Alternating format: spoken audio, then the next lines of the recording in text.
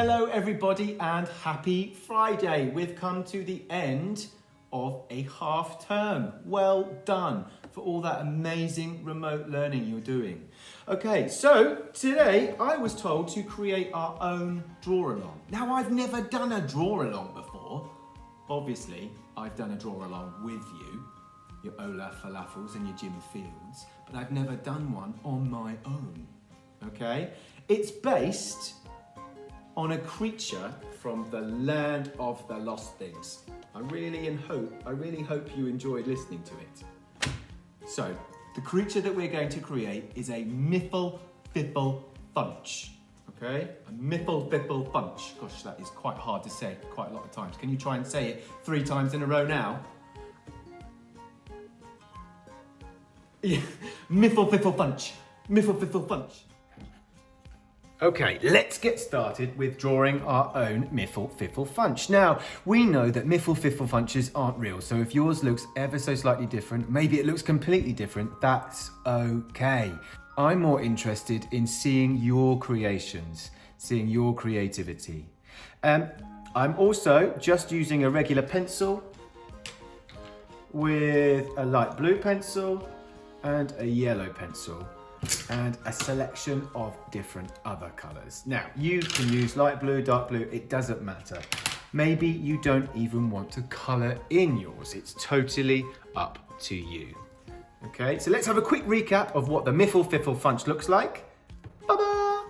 Yes, there we go. We can see it's got long floppy ears, a big old beak, a long neck, fluffy body, and short stumpy legs.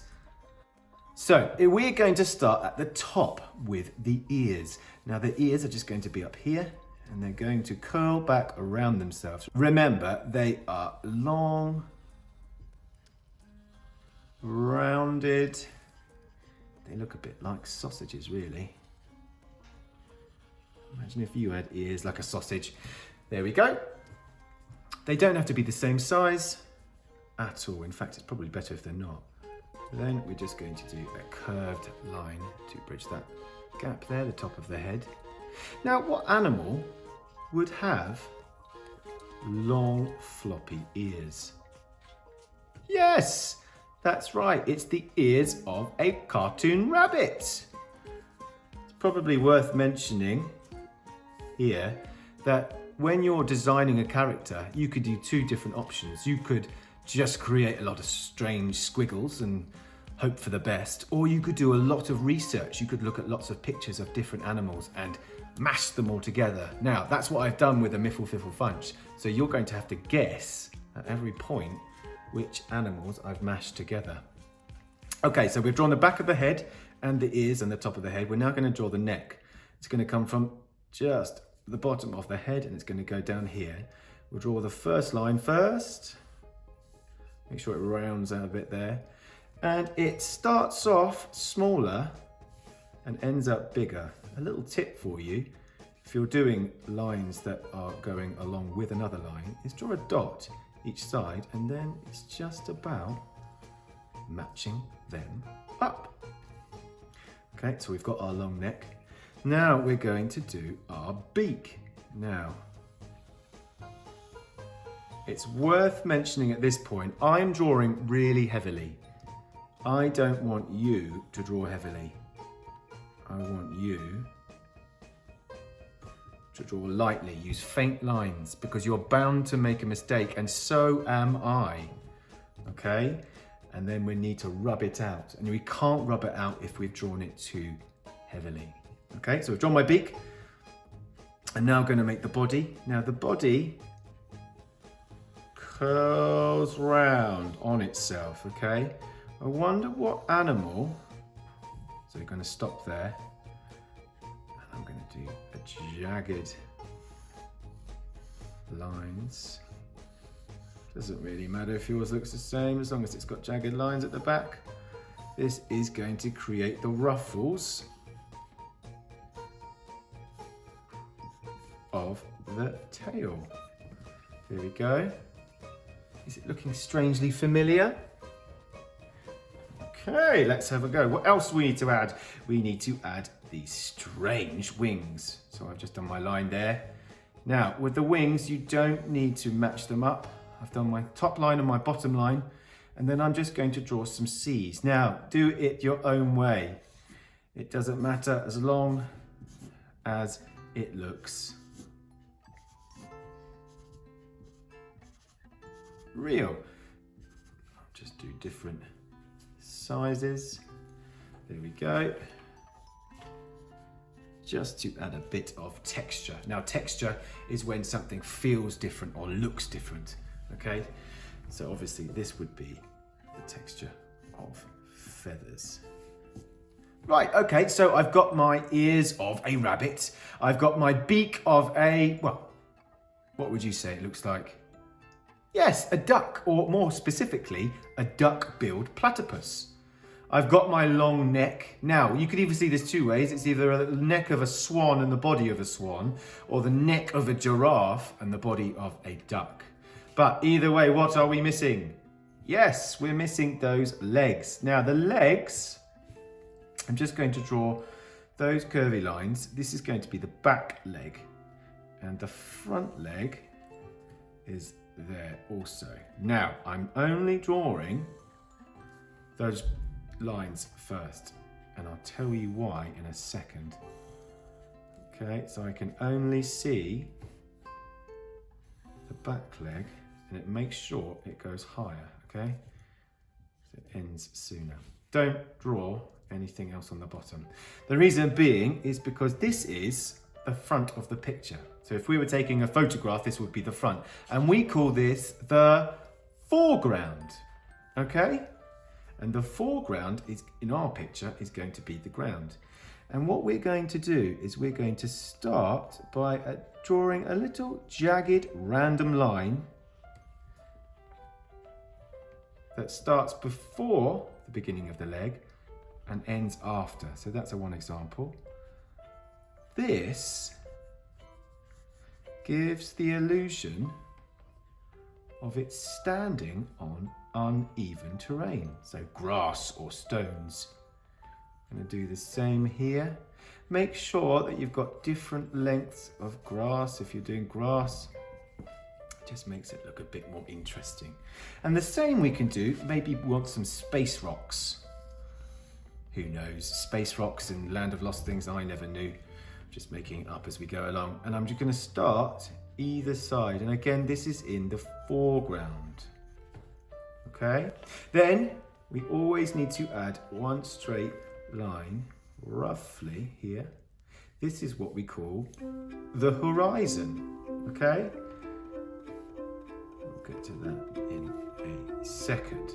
So this is roughly our foreground. But what's missing from our lovely Miffle Fiffle Funch? Yes, the eyes. Now, a trick for the eyes of a Miffle Fiffle Funch is they're not the same size.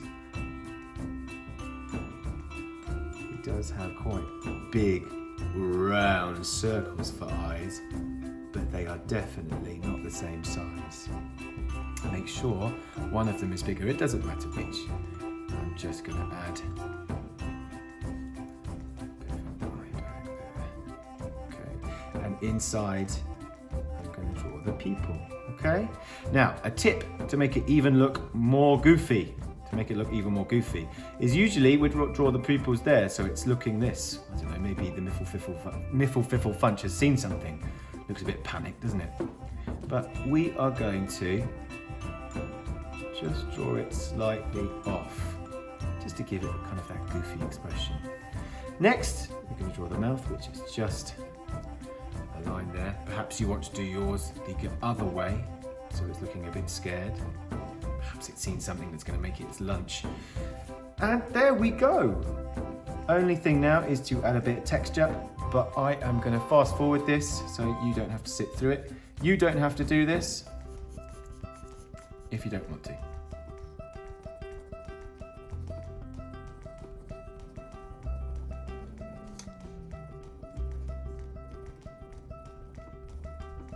Just going to add a couple more details on the foreground. You can copy mine or make your own up.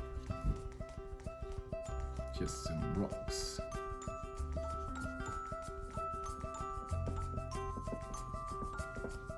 And a trick for past the horizon line. We call that the background, okay? And the background is just as important to frame your image. You either do an image that's all white around the focus, in this time it's the character, or you do a full background, okay? So I'm gonna do some lovely heels. Make them uneven. And then bring some shrubs, some trees in there, okay?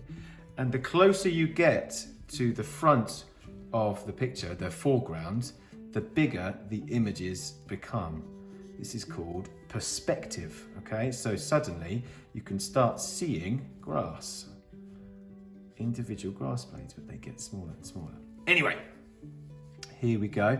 At this point, we're going to add in a cloud. Now you can draw clouds any way you want. I like drawing clouds very strangely.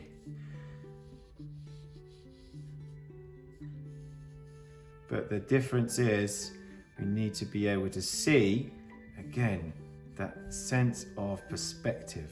So make sure the further you go down the page, the smaller the clouds are. This will give the illusion of the sky going into itself.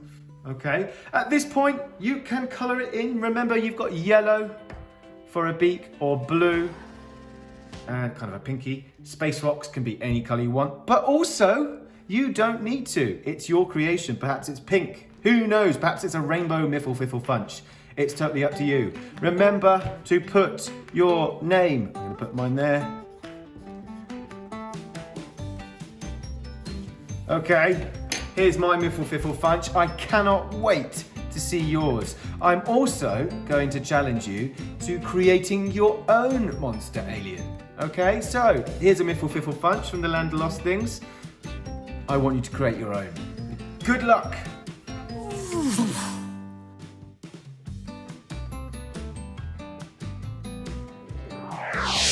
Well, that was amazing. Really well done. So, just a recap of those two tasks. Number one is to draw your very own version of Miffle Fiffle Funch. Now, in school, what we always hear is, mine doesn't look like that. or Mine's rubbish. or Is mine good? we don't want to hear that today. Everyone's version is their own version and it's amazing, okay? If you try your best, you should be proud. And number two is create your very own alien monster. This could be anything. My tip for you is to create a funny name to go for it, okay? Much like your superheroes, much like your Swallowfields, we want to share it on our school Padlet. We want to see your amazing work, okay? Make sure you only put your first name, but apart from that, good luck and bye-bye!